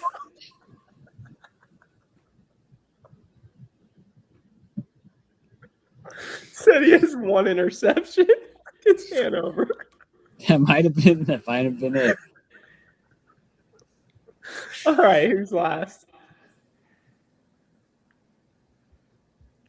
I mean, come on. How can you not love this man? I love him. He's just got one leg. Riley, she's got to be the first person out, right? Riley is a 4, maybe 5. Okay. That's what people are saying. That's what my insiders are telling me too. Oh no. The discussion was be on the lookout for this season's Sydney from last year. Interessante. Riley was on the same season of Big Brother as Blue Kim. And that is actually a challenger from last season. People forget that. And Blue was a... Does anyone want to take a guess as to Blue's power rank? 2. I'd say 1. 1. So wait, rankings rule supreme. Your rankings this season. Do you have any just ones, just straight up ones? No. 2 Letty. to 1 is the lowest. Letty was a 2, maybe 1. I think we all agree though. This Riley chick is got to be the first person Bananas is trying to hook up with. Oh yeah. Oh yeah. I'm sure Will be crying about it. Smart. All right, Trev, you want to pull up the PowerPoint again? And we can go to that last slide. Are we still going? You mean this one? No, right after. Right after this? Yeah. Or no, sorry, before. Yes. So we gotta come up with our props. Last thing, for any new listeners, Stir the Prop is something that we kind of always joked about, and I feel like maybe 2 seasons ago we actually started to keep track of it. Basically, any sort of thing that we can track throughout the season, we set a line for. Some common ones are, that might not apply this season are Nani hookups, number of times Josh is going to cry, things like that. It could be anything. And so we're coming up with props for the season. Does anybody have any off the top? And I feel like we always do one individual one, and then we come up with a collective group. I want to do one. I kind of want to parlay one if that's even possible. But I'll set the line first. A number of Paramount movies to be shown during the season. And remember, to get to the number, you started off, and then we all decide if we would all take the over, line moves up. So what are you putting it at? I'm going 1.5. More? I'm taking the over there. Are you talking of like sponsors, like when we did like Puss in Boots and Maverick and all that? Yep. I'm thinking we're for sure getting one. Being on Paramount Plus. Well, let's clarify something. Are we talking about things that are now streamable too? So it's like, oh, the new season of Landmine is now streaming on whatever. Is it, or like, I'm thinking more like one movie I want to parlay it with comes out in October is Street Fighter. It's a Paramount Plus, Paramount movie, but it will be in theaters. I will parlay that automatically into that will be the movie shown this season. At least one of them. I'm taking the over. Okay. So you think over? 1.5. I'll go over as well. Okay, so 2.5. I'm taking under on that. I'm going under. Over. So you think 3 movies? I guess we stopped though, right? Yeah. The number in my head was 4. 4? I think this is going to be like when Bill Simmons went to Netflix and now all of his rewatchables are streamable on Netflix. Paramount is going to juice this thing as much as they can. But Trev, you're talking about like when they get to the daily, like TJ mentioned something about it and they all talk about it. I mean, last season we had 2. I think it was him and what was the other one? Running Man? Yes, it was 2. I feel like they'll. I don't know if they can stretch a third one. That's a lot. I'm going 2. I think that's a good line because I still love the over. Okay. Now, I'm going to list off. Let me pull it up real quick. I'm going to list all the movies coming out that are a Paramount movie in the next 6 months. Okay? Because we all know one of them is going to be like, oh, you're going to win tickets to the premiere of this movie. Okay? So, I know Alex might do this one. I know he's been starting to watch this, so he knows this one better. So, August 14th, we have Paw Patrol, the Dino movie. I think that's probably out, though, right? They did Puss in Boots. It pushed all the show. So we got that. We got this movie By Any Means. We got the Brad Pitt movie with the dog, Heart of a Beast. We got Street Fighter. Then we got Focker-in-Law. Anybody like that movie? And then another one I'm curious, right before Christmas, December 23rd, The Angry Birds movie 3. Ooh. I mean, they could literally just make a challenge, like a daily. Of Like pulling the Angry fucking Birds. yeah. Yes. I like the over. I think for me, Street Fighter's a lock. I can almost guarantee that. I feel great about that. I mean, I think at least one, because Street Fighter's for sure going to be one of them. Oh, come on. I think 2.5 is a good line. Okay. So that will be mine. Under 2.5. I've got one if you still need some time. Okay, go ahead. I'm going to say, and let me know if you guys think this is a bad one, but I think it actually could be a good one. Number of times that we see someone crying. Because Dabu threw out the number of times Michelle cries. I was even thinking of a number of times Will cries. Like, I think we could get a good amount of waterworks this season. So but just I think that anybody? yes. So like if two people are fighting, if two girls are like going at each other's throats, then they both cry, that counts as 2. So I think the line would have to be 5.5.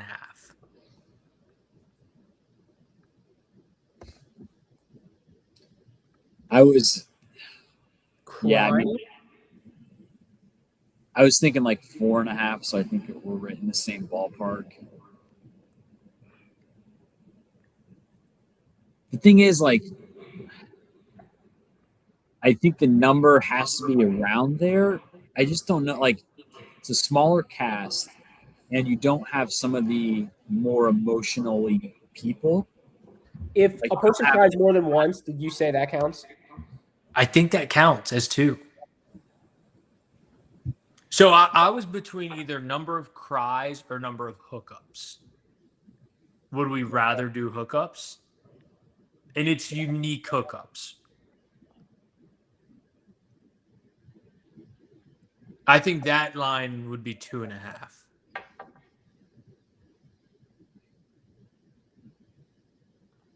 I I think like that 2.5 is a good line. I think that prop is more fun.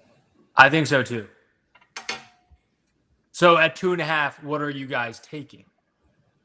I'd probably take the over 2.5 hookups.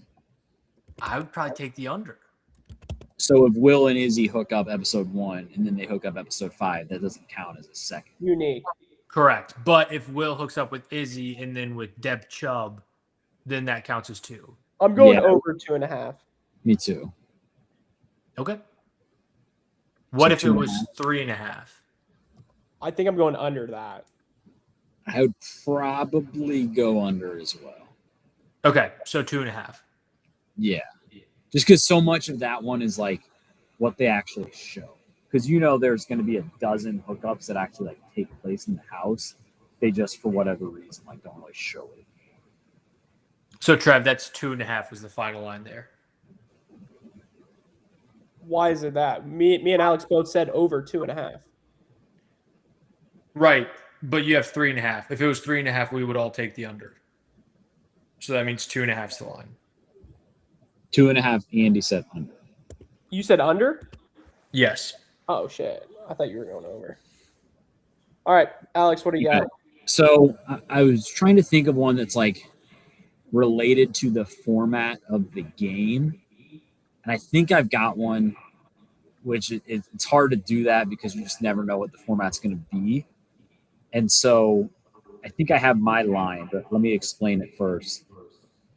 If we're thinking this is Cutthroat and it's 3 different teams, my prop is basically number of challengers who are on one team and switch to another team. And the things that I'm thinking about are like OG Cutthroat, this didn't happen. Like nobody switched teams. That wasn't a thing in the format.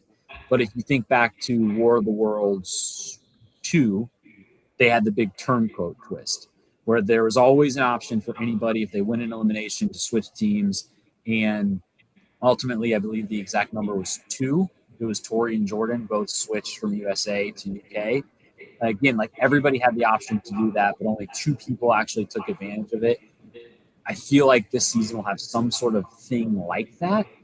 And so the line that I was coming up with was 1.5.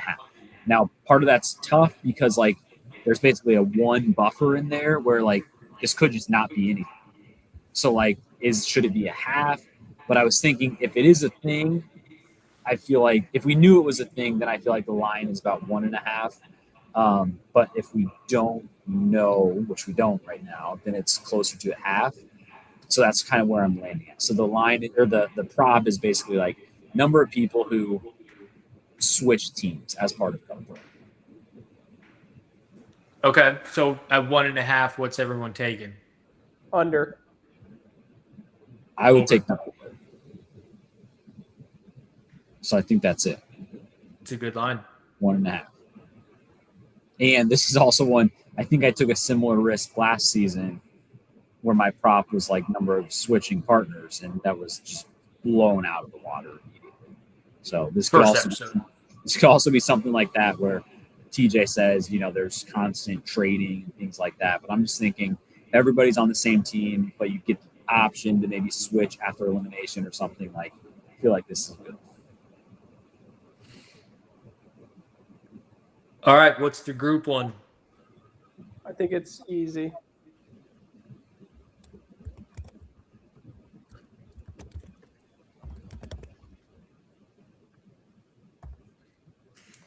I actually don't hate that prop. I love that prop.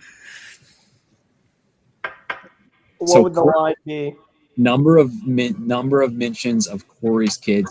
I think we would have to include anything from anyone, right? Like Corey's confessionals. If people are joking about it, right? Like, because people at this point are self-aware of it. Like Corey is always talking about this, so you could see like Bananas in a confessional making fun of it.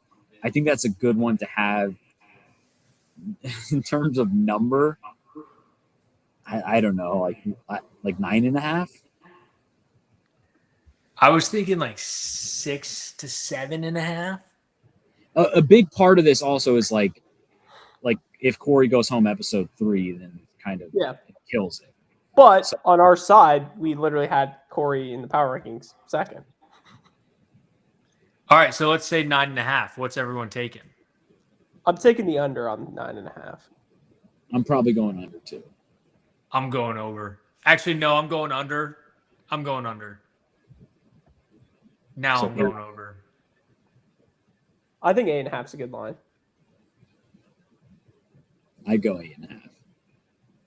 What's everyone's take? I'm going over 8.5. I'm going under. This is Trev. That was a good one to think of. This is a great group prop. I mean, this is one where it is a bigger number than all of our other ones. Like we actually got to keep track of this one when it does happen. We know we're going to get 1 on episode 1. Like that's going to happen. That's going to happen.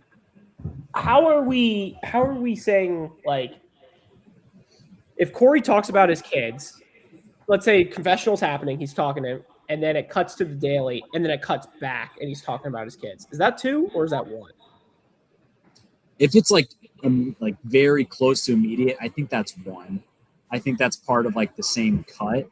But if it's like, for example, let's say he's in an elimination, in his confessional, he's like, I got these kids, and then in the sand, he's pulling a rope, and he's like, I'm doing this for my kids. I think that's separate because that's like he's not saying that in the same moment in time. Yeah. So I think that would be separate, but I think we can kind of see how the confessionals are edited. Mm-hmm. But I think this is fun. There we go. And this will be fun to see, like, let's say we have 9 of them. How many of them are not Corey? Yeah. Maybe I mean, Nellie's guaranteed. TJ. Yeah. I like that. If somebody mentions, like, let's say his partner was Sydney, and Sydney's like, yeah, Corey, he's been working out with his kids doing math. That counts. Yeah. Mm-hmm. Yeah. Because Corey has kids. Does he?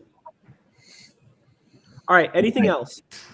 I'm pumped. Next Wednesday, we'll tweet about the exact time and everything, but we'll see if it's live on MTV or just Paramount. But we'll be watching around that time and going live. So it's a very weird kickoff, weird start, but I'm all in.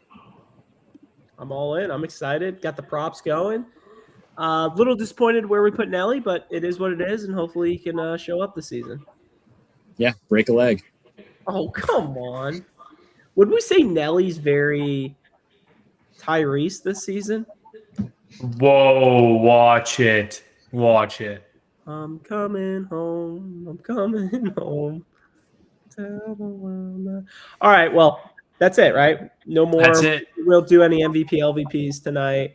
Yep. Thank you guys for tuning in to a 2-hour Stir the Pod podcast show. Why are you so like?